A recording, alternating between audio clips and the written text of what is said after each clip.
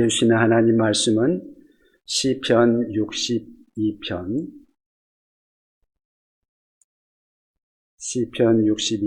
1절로 8절 말씀입니다.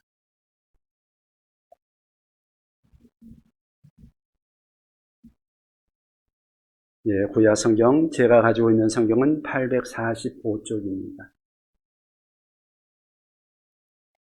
시편 62편 1절로 8절 말씀 제가 봉독하도록 하겠습니다. 시편 62편 1절로 8절 말씀 제가 봉독합니다. 나의 영혼이 잠잠히 하나님만 바라며 나의 구원이 그에게서 나오는도다. 오직 그만이 나의 반석이시요 나의 구원이시요 나의 요새이시니 내가 크게 흔들리지 아니하리로다. 넘어지는 담과 흔들리는 울타리같이 사람을 죽이려고 너희가 일제히 공격하기를 언제까지 하려느냐. 그들이 그를 그의 높은 자리에서 떨어뜨리기만 꾀하고 거짓을 즐겨하니 입으로는 축복이요 속으로는 저주로다. 셀라. 나의 영혼아 잠잠히 하나님만 바라라. 무릇 나의 소망이 그로부터 나오는도다. 오직 그만이 나의 반석이시요 나의 구원이시요 나의 요새이시니 내가 흔들리지 아니하리로다. 나의 구원과 영광이 하나님께 있으며 내 힘의 반석과 피난처도 하나님께 있도다. 백성들아 시시로 그를 의지하고 그의 앞에 마음을 토하라. 하나님은 우리의 피난처시로다. 셀라. 아멘. 사실 12절까지 읽어야 되는데 좀 길어서 8절까지만 봤습니다. 오늘 시편 62편 1절부터 12절 시편 62편을 가지고 믿음의 의미라는 제목으로 함께 말씀을 나누고자 합니다. 요한 웨슬러가 선교사로 파송되어서 선교를 하고 돌아왔는데 실패하고 돌아왔습니다. 그래가지고 선교를 나갔다가 선교사가 실패하고 고국에 돌아왔으니 얼마나 마음이 무거웠겠습니까? 어깨는 쭉 쳐지고 시리에 빠져서 길을 걷고 있는데 마침 그 시간에 길거리 예배 시간이 되었고 보니까 교회가 하나 있었습니다. 그래서 예배 시간이 되었으니까 예배를 드려야 되겠다고 들어가서 예배를 드리는데 마침 마르틴 루터의 설교였던 로마서를 그 목사님이 읽고 계셨습니다. 그래서 로마서 설교를 듣는 중에 이 요한 웨슬러의 마음이 뜨거워졌습니다. 그리고 그 마음이 그 말씀을 들으면서 변화되었습니다. 마침내 로마서가 요한 웨슬러의 마음을 변화시키고 그리고 그가 마음이 뜨거워지고 변화되니까 결국은 영국이 변화가 일어나고 그러면서 요즘 우리나라에도 있는 감리교가 창설이 된 거죠. 로마서는 그만큼 그리스도인들에게 영향력이 있는 말씀입니다. 모든 그리스도인들이 그리고 신학자들에게 지대한 영향력을 미쳤던 위대한 성경. 아마 많은 사람들이 성경 66권 중에 한 권만 취할 수 있다면 어떤 것을 가지고 있겠느냐 물어보면 로마서를 이야기할 것입니다. 로마서는 어떤 성경보다도 믿음의 본질을 잘 설명해 주고 있습니다. 로마서에서 말하고 있는 믿음이란 무엇인가? 첫째는 믿음으로만 하나님 앞에서 의롭다함을 얻을 수 있다는 것입니다. 그리고 또 하나는 믿음으로 의롭다함을 얻은 의인은 또한 믿음으로 살아야 한다 하는 것입니다. 믿음으로 의롭다함을 얻고 또 믿음으로 의롭다함을 얻은 사람이 믿음으로 살아야 한다. 오늘 본문을 보면 믿음이라는 것이 무엇인지 그 의미를 아주 명쾌하게 설명해 주고 있습니다. 다윗이 이 시편 62편을 언제 썼는가 하면 아들 압살롬에게 쫓길 때 썼다고 말하고 있습니다. 그러니까 아들 압살롬이 아버지가 싫다고 반란을 일으켜가지고 거기에서 쫓겨나가지고 지금 피난 가가지고 쓴 시다. 그렇게 이해하시면 될 것입니다. 그러니 다윗의 마음이 얼마나 힘들었겠습니까? 이처럼 힘들 때 다윗은 믿음으로 모든 상황들을 극복하고 이겨냅니다. 그렇다면 환난을 이겨낸 다윗의 믿음은 도대체 어떤 믿음일까요? 그 환난 가운데서, 처참한 가운데서 그가 그 모든 것들을 극복하고 이길 수 있었던 다윗의 믿음, 우리가 다윗에게서 볼 수 있는 믿음이란 무엇인가 하는 것입니다. 첫째는 하나님 안에서만 구원의 소망을 갖는 것입니다. 다윗은 하나님 안에서만 구원이 있다는 것을 확실하게 믿고 그 안에서 소망을 찾았습니다. 세상에 그래도 가장 믿을 수 있는 사람, 그것은 가족들 아닐까요? 자기 자식들이고 자기 부인이고 남편이고 자기 친인척들이 바로 나의 가장 의지하는 그런 대상이 아닐까요? 그런데 아들이 등을 돌렸습니다. 반란을 일으켜서 아버지를 죽이겠다고 합니다. 얼마나 비참한 일입니까? 세상에 누구를 믿겠으며 누구에게 구원을 호소할 수 있겠습니까? 우리 1절을 같이 한번 보십시다. 1절 같이 읽겠습니다. 나의 영혼이 잠잠히 하나님만 바라며 나의 구원이 그에게서 나오는도다. 아멘. 누구만 바라본다고요? 하나님만 바라본다. 더 이상 누구를 의지하고 누구를 바라볼 수 없는 상황이었습니다. 2절도 계속해서 보겠습니다. 오직 그만이 나의 반석이시여 나의 구원이시여 나의 요새이시니 내가 크게 흔들리지 아니하리로다. 아멘. 우리 5절도 같이 한번 읽어보십시다. 나의 영혼아 잠잠히 하나님만 바라라. 물은 나의 소망이 그로부터 나오는도다. 6절까지요. 오직 그만이 나의 반석이시여 나의 구원이시여 나의 요새이시니 내가 흔들리지 아니하리로다. 아멘. 오직 하나님만 바라보겠다. 하나님만이 나의 구원이시여 하나님만이 나의 반석이시다. 다윗은 고백하고 있습니다. 여러분, 나의 삶을, 우리들의 삶을 돌아보면 어떻습니까?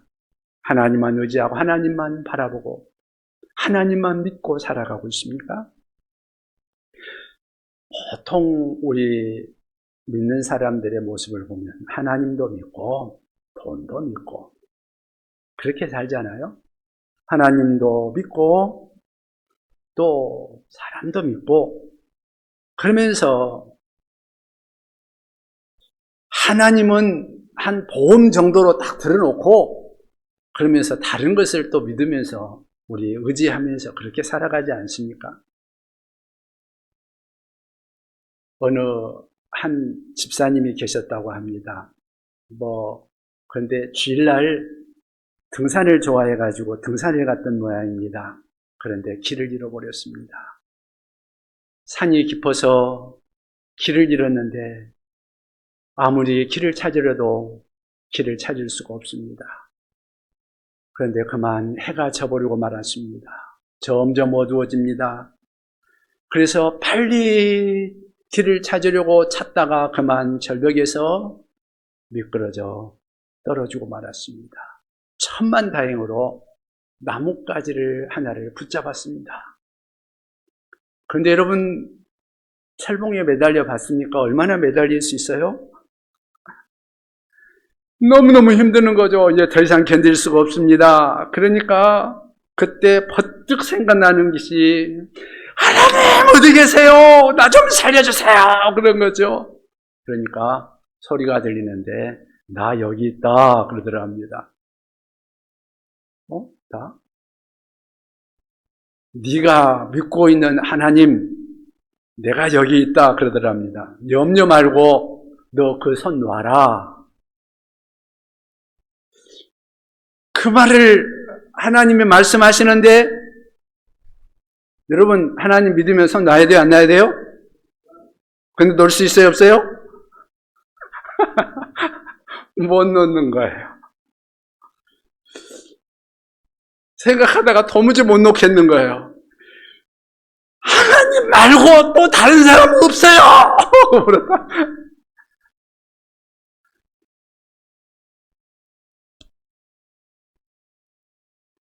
결국은 힘이 없으니까 손을 탁 놓쳤는데 바로 밑에가 땅바닥이더랍니다.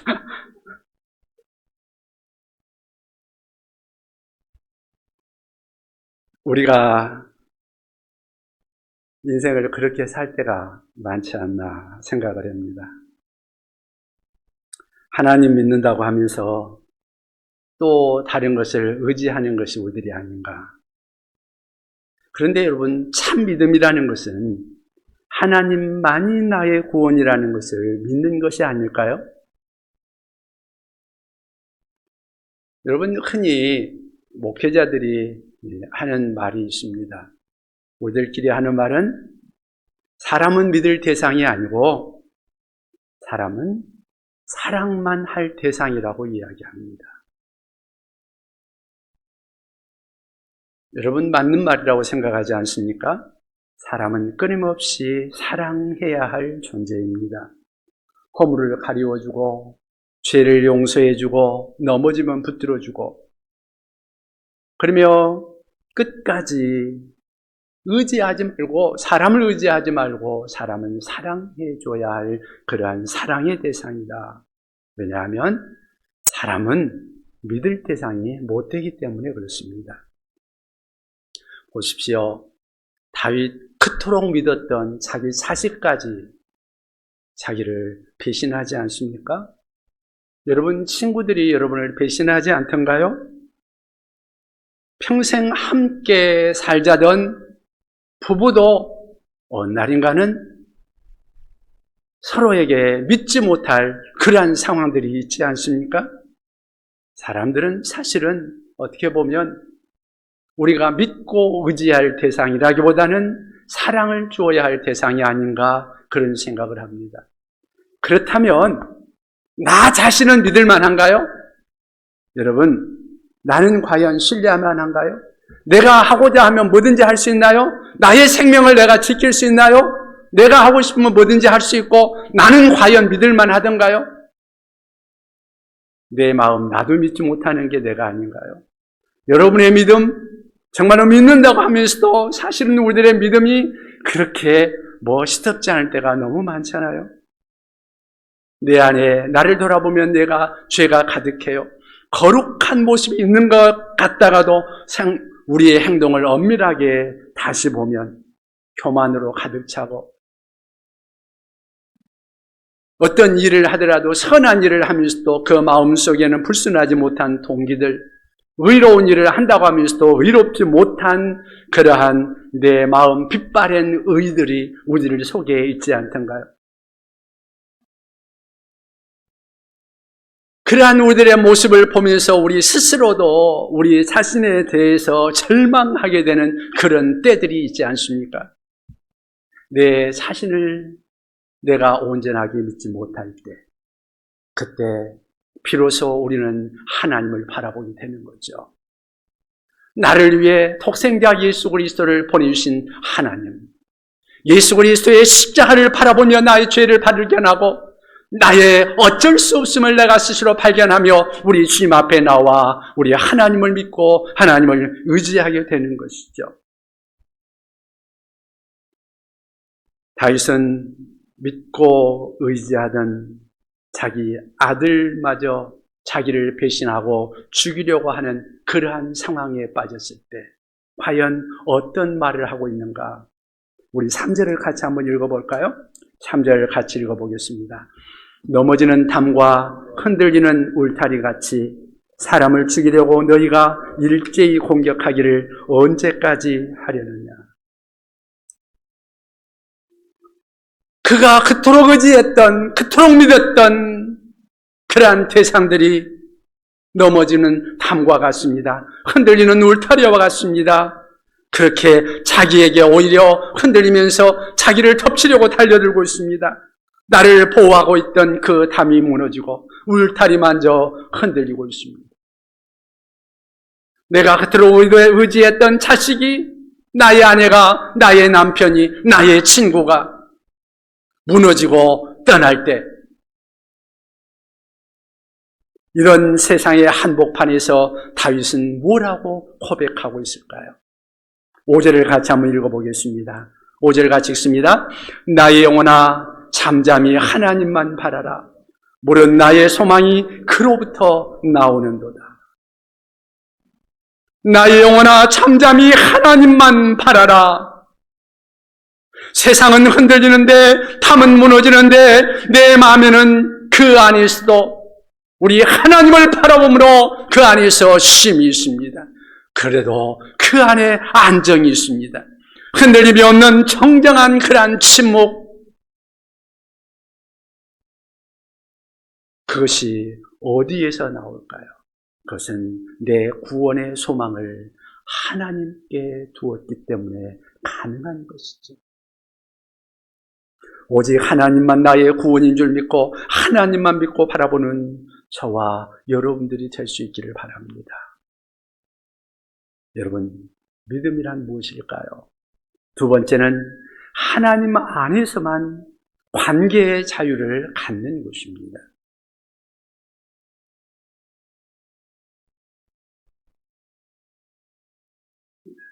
다른 누구는 못 믿어도 우리가 하나님은 믿을 수 있지 않습니까?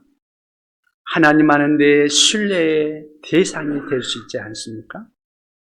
그렇다면 우리 하나님 앞에 나의 모든 것을 고백할 수 있어야 되지 않을까요?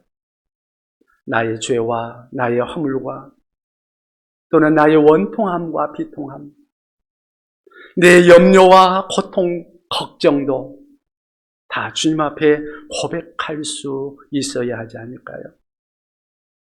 그리고 하나님과 모든 것을 의논할 수 있어야 우리가 하나님을 믿는 거죠.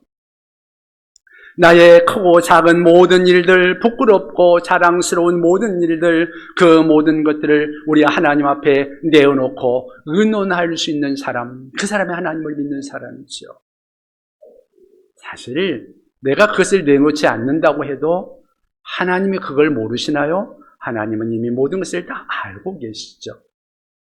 내 좌절, 나의 이중성, 거룩하지 못한 나의 동기, 내 약점과 열등감, 상처, 그 모든 것을 우리 하나님은 다 알고 계십니다. 감추려는 것은 참으로 어리석은 것이죠. 소용없는 일입니다. 그러니 다 우리 하나님 앞에 내어놓고 자유하시기 바랍니다. 우리 8절을 같이 한번 읽어볼까요? 8절을 같이 읽겠습니다. 백성들아 시시로 그를 의지하고 그의 앞에 마음을 토하라. 하나님은 우리의 피난처시로다. 셀라. 아멘. 여기 보니까 백성들아 언제 우리 하나님 앞에서 내놓으라고요? 시시로 언제나 어느 때나 낮에나 밤이나 아니면 새벽에나 길 갈 때나 언제든지. 그 다음에 누구를 의지하고요? 하나님을 의지하고. 그 다음에 뭐 하라고 말씀하고 있습니까? 그의 앞에 마음을 토하라.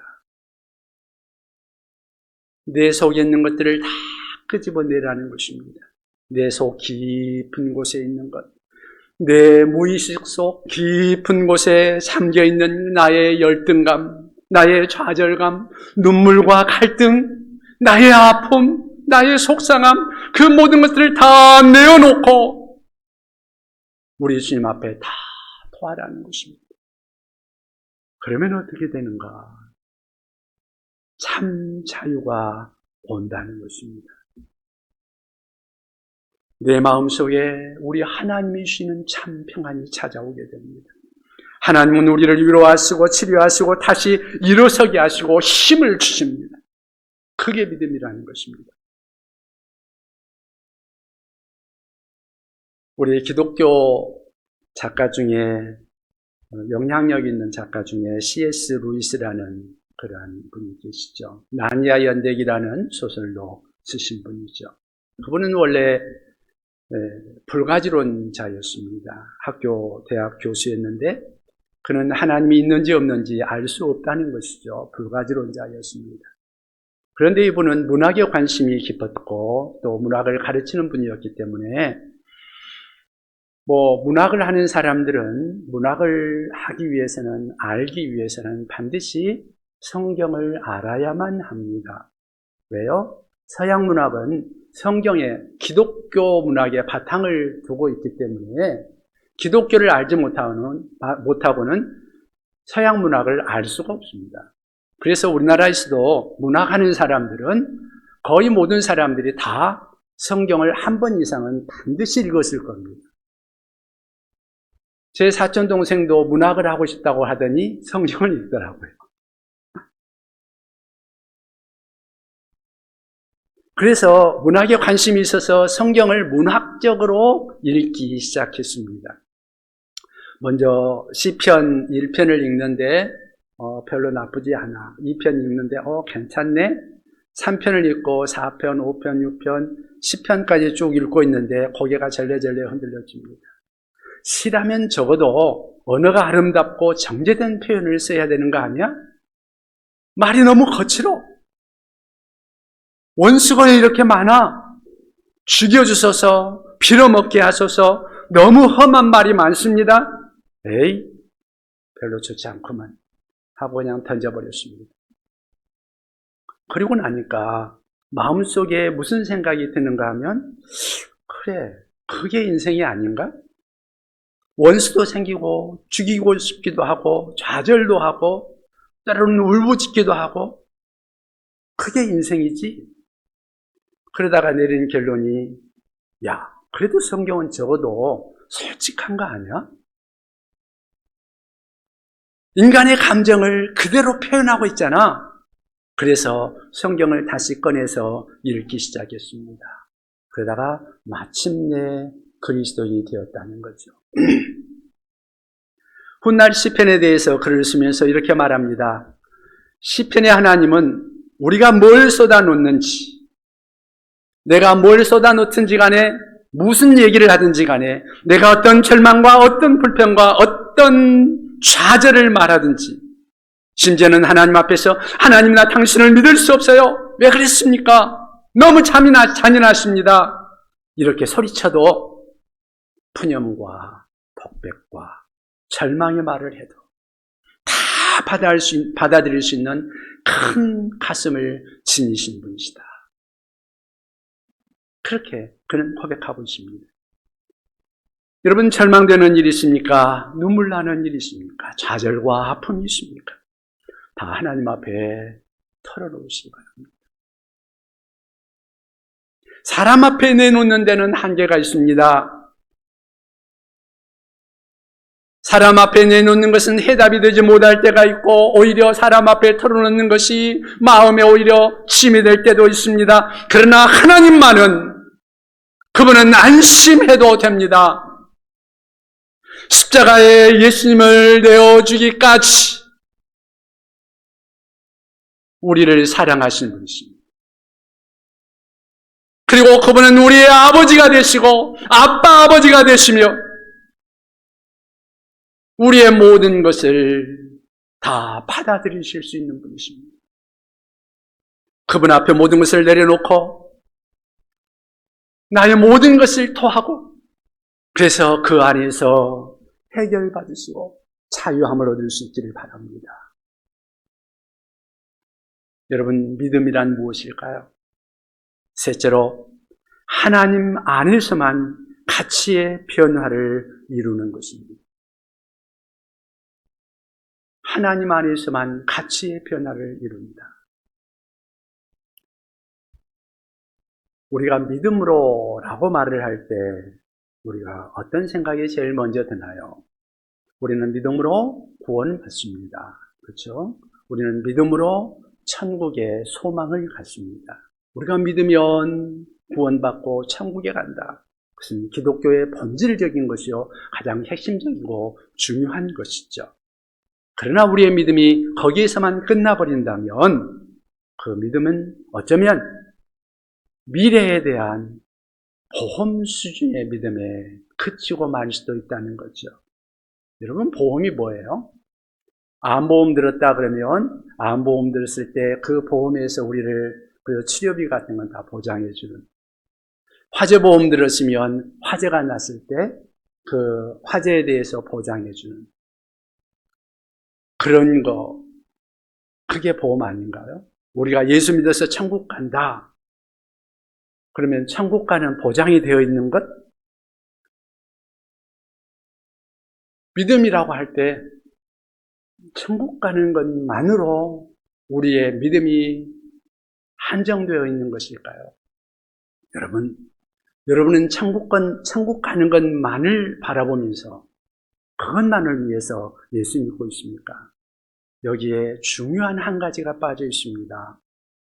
중요한 것은 내가 믿고 구원을 받고 내가 믿고 천국 가는 거 우리 기독교의 핵심이고 본질적인 것이기도 하지만 거기에서 중요한 한 가지 빠진 것은 내가 이 땅에서 살면서 여기에서 어떻게 사느냐는 거죠. 믿는다는 사람이, 천국의 소망을 가지고 구원받았다는 사람이 이 땅에서 오늘을 어떻게 살아가느냐 하는 것입니다. 사실 우리가 살아가는 이 세상 현실이 만만치 않잖아요.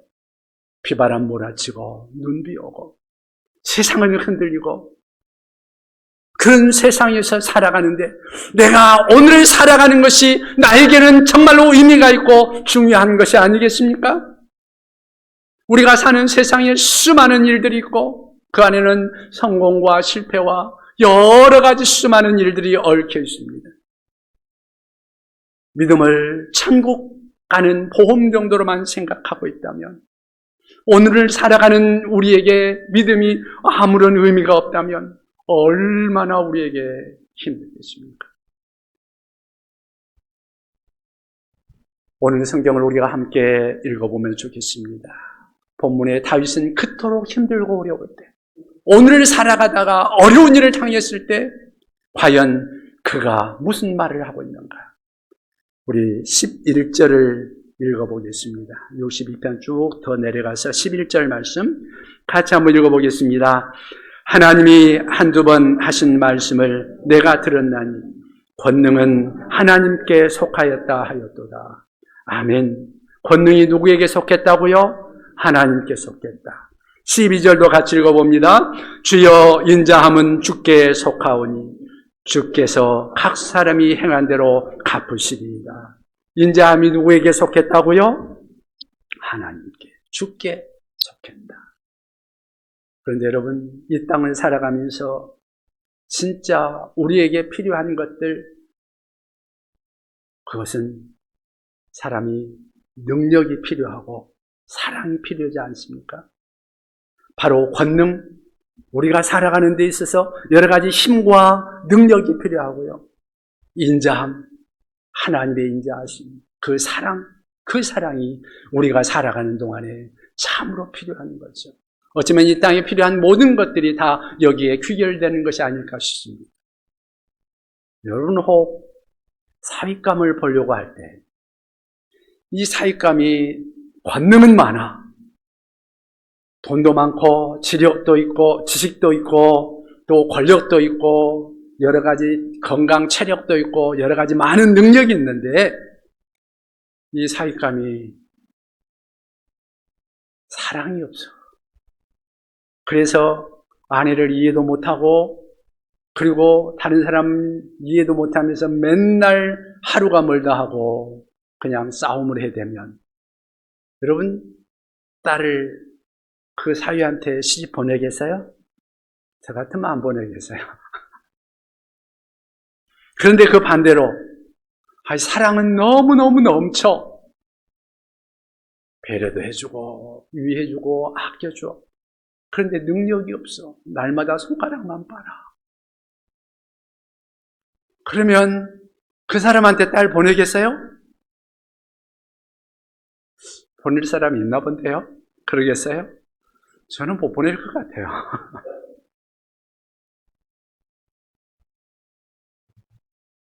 무능력한 사람한테 못 보내죠, 그죠? 네. 둘 다 갖추어져야 됩니다. 능력도 있어야 되고 사랑도 있어야 되죠. 그런데 오늘 성경에 보니까 권능이 누구에게 속해 있어요? 하나님께 속해 있어요. 또 인자하신 분이 누구예요? 우리 주님 하나님이세요. 인자도 하나님께 속했어요. 하나님은 권능도 있고 사랑도 있는 분이십니다. 우리가 추구하는 모든 것을 가지고 있는 분이십니다. 그래서 우리는 이 땅을 살면서 다른 데 기웃거릴 필요가 없다는 것입니다. 다른 데서 구할 필요가 없다는 거죠. 하나님만 구하면 된다는 겁니다. 하나님 안에 우리가 추구하는 모든 것이, 모든 가치가 다 들어있다는 것입니다. 그래서 우리가 정말 하나님을 믿는다면, 권능과 인자가 풍성하신 하나님을 만나기만 한다면, 우리 하나님 안에 우리가 살아가기만 한다면, 그 안에서 우리 하나님 안에 최고의 가치를 두고 우리가 그 안에 변화가 일어날 수 있게 된다는 것입니다. 본문에서 다윗은 하나님을 만나고 변화된 자신의 삶을 이렇게 고백하고 있는 것입니다. 우리 10절을 같이 읽겠습니다. 10절 같이 읽습니다. 포악을 의지하지 말며 탈취한 것으로 허망하여지지 말며 재물이 늘어도 자기에게 거기에 마음을 두지 말지어다. 사람이 보편적으로 가장 관심을 가지고 의지하는 것, 어쩌면 돈이 아닐까 생각합니다.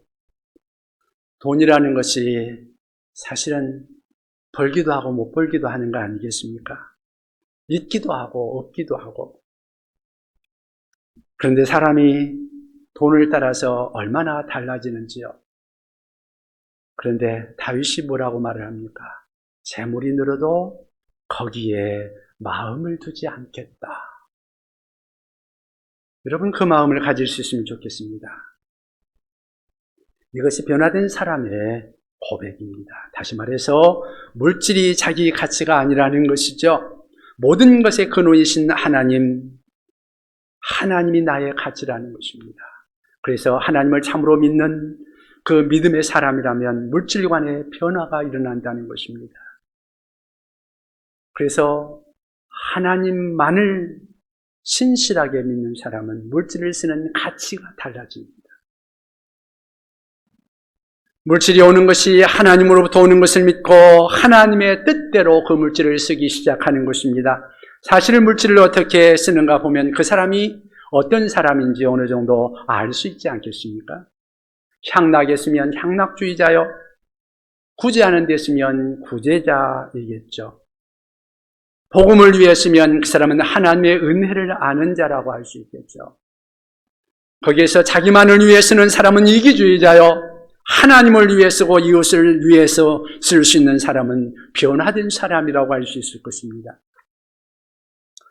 어느 침례교회에서 침례를 베푸는 일이 있었습니다. 침례교는 침례를 받을 때, 우리는 세례를 받지만 그 사람 침례 받을 때 물속이 완전히 잠기잖아요. 그런데 목사님이 침례를 주는데 이제 어느 한 신사분 차례가 됐는데 들어가지 못하고 쭈뼛쭈뼛 하더래요. 그래서 왜 그러시냐고 하니까 사실 돈지갑이 혼혈원에 들어있다는 겁니다. 근데 어디다 놓을 줄을 몰라가지고. 그래서 목사님이 하시는 말씀이, 형제님, 그 지갑도 침례를 받으셔야 합니다. 여러분, 세례라는 것은 내가 죽고 주 안에서 사는 거죠. 하나님에 대해서, 하나님의 영광을 위해서 다시 사는 것입니다. 그래서 나에 대해서는 죽고 하나님에 대해서 사는 사람, 돈이 있든지 없든지 그게 중요한 것이 아니고 중요한 것은 하나님 안에 가치를 두고 하나님 안에 소망을 두고 그 가치를 나의 가치로 삼고 살아가는 그러한 삶, 돈이 있든지 없든지 잠잠히 우리 하나님 안에서 그 가치를 바라보고 살아가는 삶이라는 것이죠. 믿음이란 변화무쌍한 세상의 삶에서도 권능과 인자가 하나님께 속해 있음을 알고 잠잠히 하나님만 바라보고 그분만 의지하고 세상의 한복판을 잠잠히 살아가는 것입니다.